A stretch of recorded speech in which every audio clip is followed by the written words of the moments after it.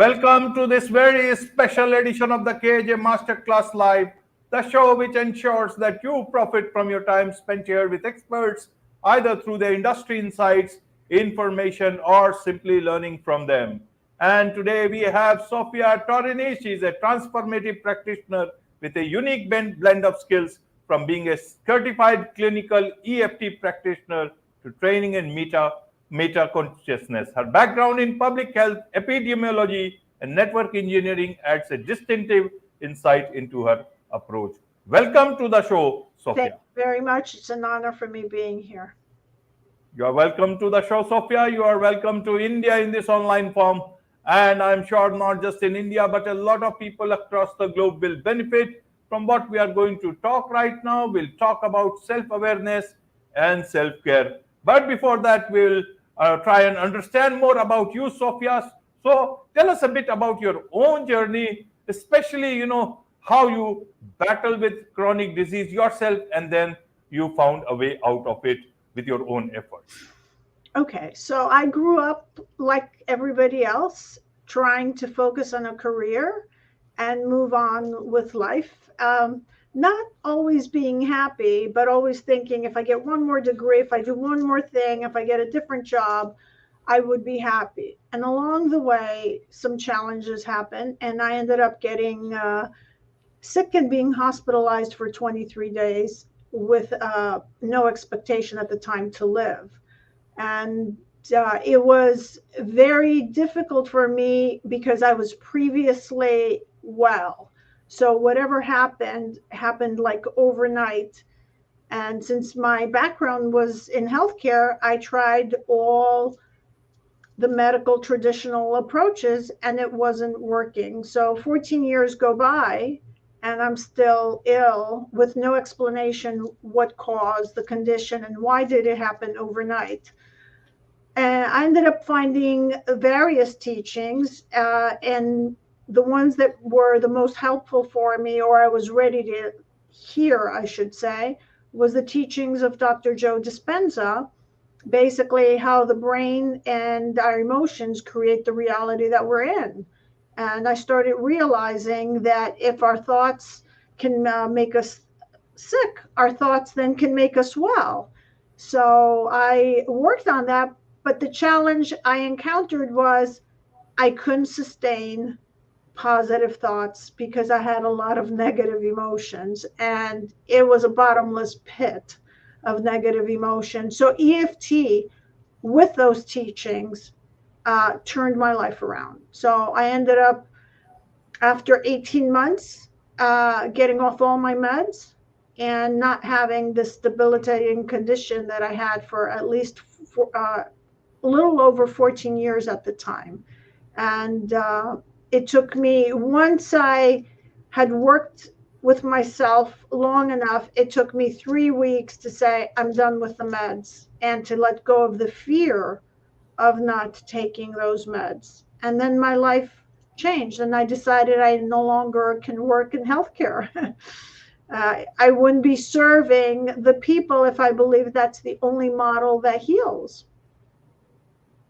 Right, Sophia.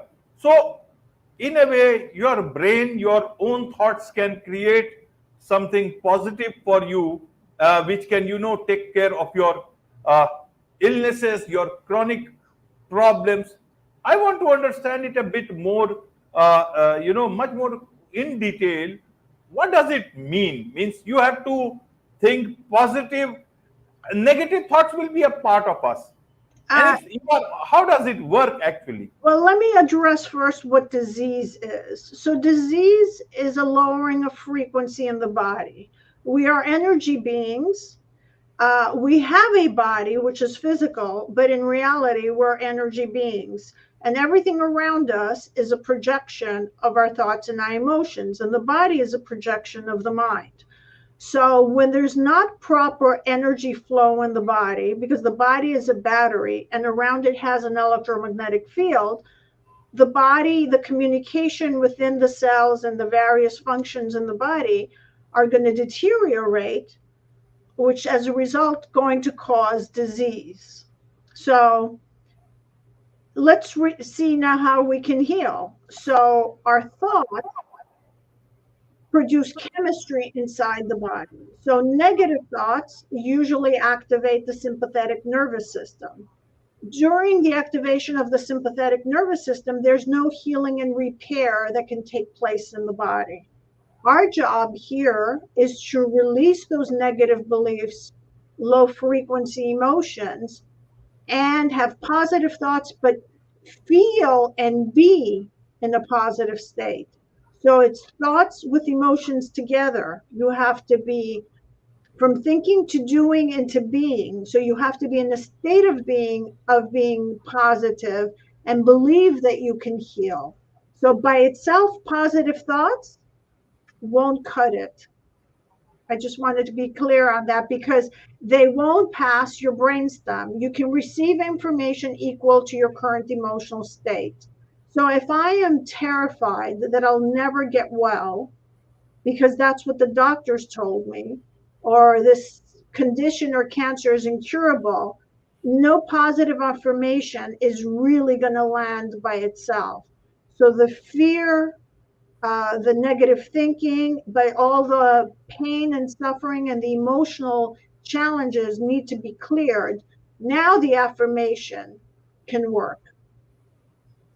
Okay, okay, well explained. So, how did it work for you? You said you could not hold on to a positive thought for long. So, as humans, negative thoughts will, continue to come in our mind, except that it should not be a pattern. Help us understand then how do you, create that situation when it comes to that affirmation level. So the first thing I used was tapping. So it's called emotional freedom techniques. And it's an energy modality that we tap on the body's various meridian points to restore the energy flow in the body. What I'd like to say about tapping, it actually resets the amygdala and the memories in the brain. So when we tap, the body self-regulates. You'll end up feeling calmer, which is crucial if you're having a lot of fear. And it brings you to its best ability to the present moment. So while I was tapping, I was releasing a lot of my fears. And then my thinking started to change with the studying as well. Well, if other people can heal, maybe I can heal. So with a combination of tapping, meditation, and envisioning myself healthy, I eventually ended up being well, which is what I wanted. And my mood changed. I have to admit, the two main emotions that I was experiencing on a regular basis, well, actually, there were three. It was anxiety, fear, and anger. Because I had been sick for so long, all I could see is worse health. Right, right, Sophia. So when you talk of say tapping, now apart from a couple of places or few more places, our whole body moves all the time. So how is that tapping different than the movement of the body? That is also flow of energy. So I want to understand Yes. from So that point of the view. tapping activates the body's meridian, similar to the acupuncture points. So tapping is the equivalent of having acupuncture without the needles. And by using certain statements, we engage the mind to release the story that we have. So, but we're doing it consciously. When you're walking, you're not thinking what you're going to heal inside your body. I mean, some people may do it when they're doing a meditative walk. So we want to release the areas where we feel, because the person tunes into the body and says, I have a knot in my stomach. So we start working, and eventually the energy finds a way to flow. And in the body, everything's connected. And with your background, you know that the energy centers, the chakras, each one corresponds to a hormonal center. So by releasing the energy that's been stuck there, those centers start working well. And then the body starts working well because now they're going to produce the proper hormones. Wonderful, wonderful. So I want to understand this, emotional freedom technique. what is this? Is it the same? Help us understand from a common person's perspective, which you call as EFT. Yes. So it was created years ago by a person called Gary Craig. And what they found was by using certain sentences and acknowledging what the person was feeling, and then adding something, a positive statement to neutralize it at the end. And by tapping on these various meridian points, there's several. I mean, they're very easy, but there's several.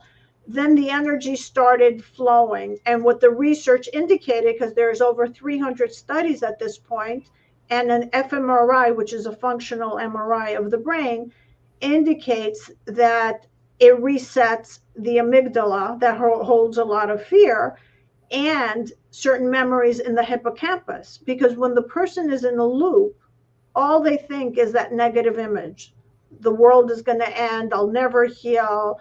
I won't be able to make it. And we have found now, by combining those two things, those two areas in the brain get reset. And now the person can see, well, you know what? Maybe if I eat healthy, maybe if I do this, maybe if I ground, or maybe if I feel more positive, I'm going to heal. So the individual gets empowered. The thing I like about tapping versus other modalities, the person can be taught to do it by themselves.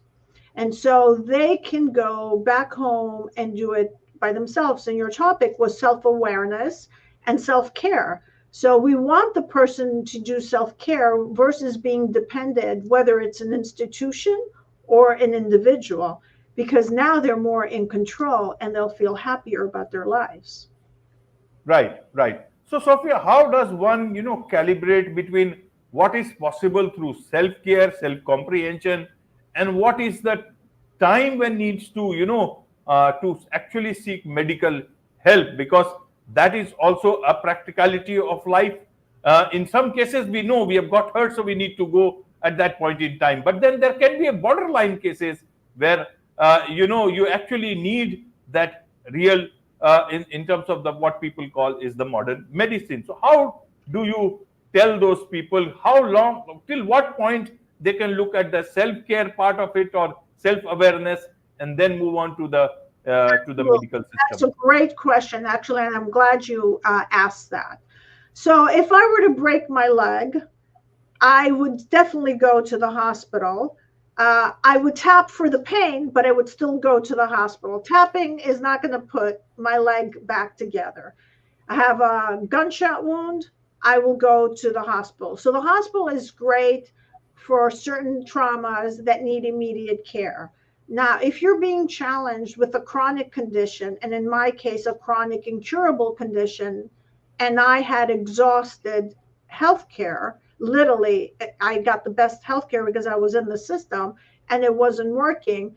What I did, because in the beginning I had my own fears, I added it together with my existing treatment.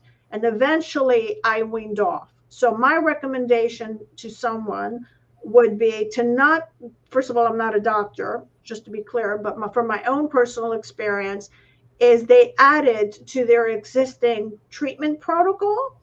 So they're going to feel better and they will figure out their own options. And then they will know when they need to wean off, because the body is going to tell them in return, I don't need this anymore. I mean, I took medication for anxiety. I haven't touched anything for anxiety in years now.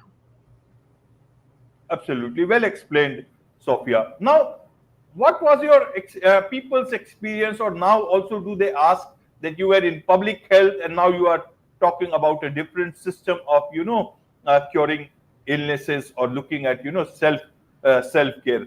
How does it work? Do they ask you questions about that system or this sort of a thing, and much more curiosity sets in for them? So some people have the curiosity to know if, why did I shift and what were the benefits of healthcare?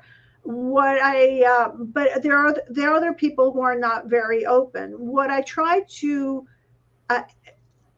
explain in the best of my ability, we're not just a body. We're mind, body, spirit. We have three bodies. Technically, we have more, but for our purposes, we have three. And we need to heal all bodies together.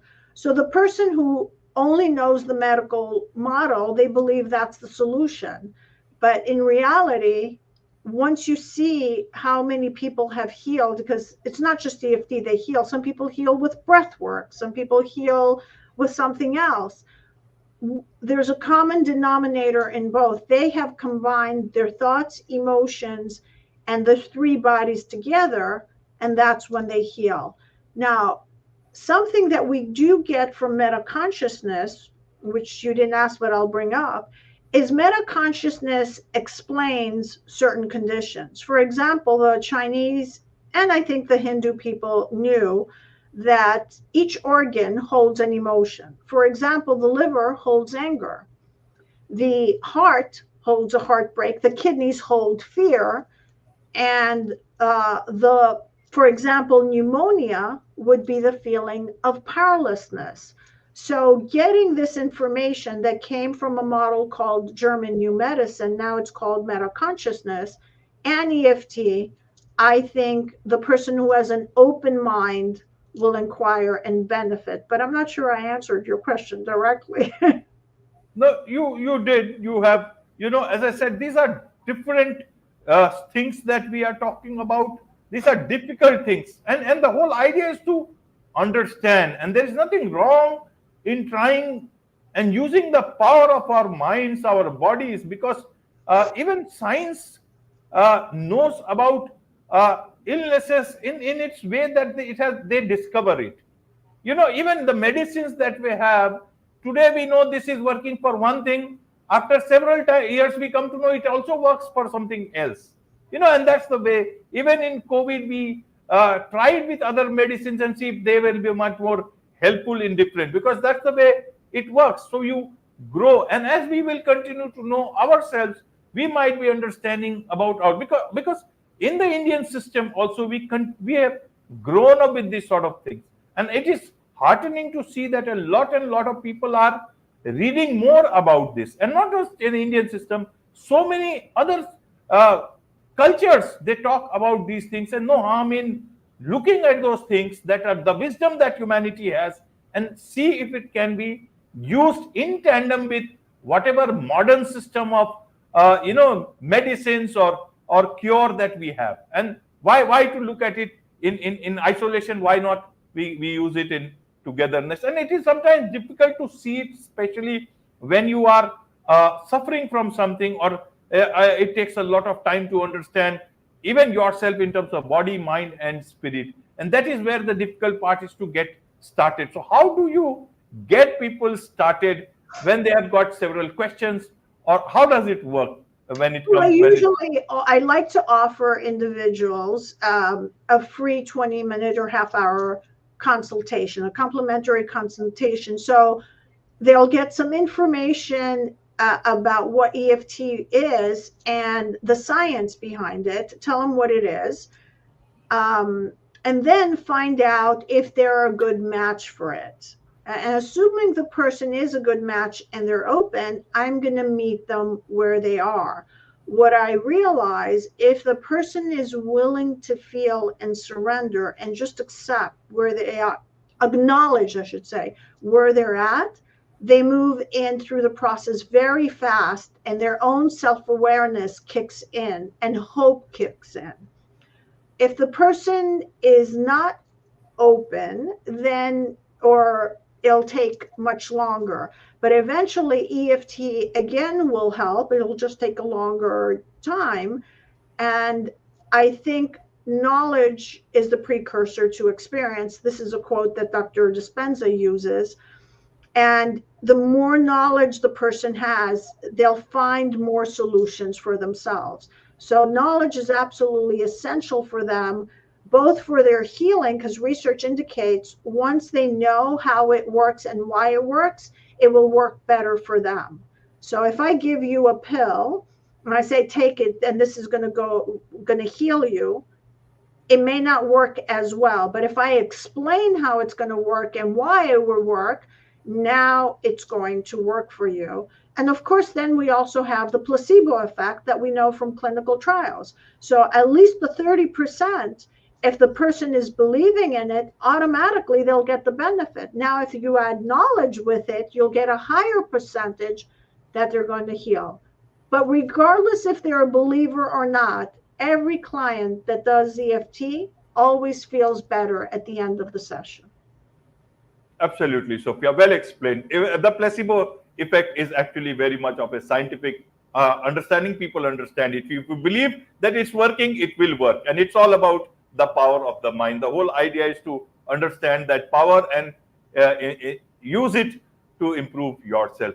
There is so much to understand about these things. There is so much to learn. And I'm sure a lot of people would like to get your services. So what is the best way for them to connect with you? Oh, I'd be honored if they come to my website, tapintoyourbestself.com, and they can click for a complimentary consultation. I have a lot of articles and research, and I have an ebook, and whatever it is, or they can just go to the contact page if they don't want the complimentary consultation, and they can reach out to me, and I'll reach out to them right away. Wonderful, wonderful. With this, it's a wrap on this very special edition of the KAJ Masterclass Live. Thank you so much indeed for joining us. Thank you very much. It was a pleasure being here. And I'd like to leave a message for the audience. Everything is possible. When we have an open mind, we can create everything we want. And I hope they can, you are able to see that. And I'm going to be of service to you. Thank you. Absolutely.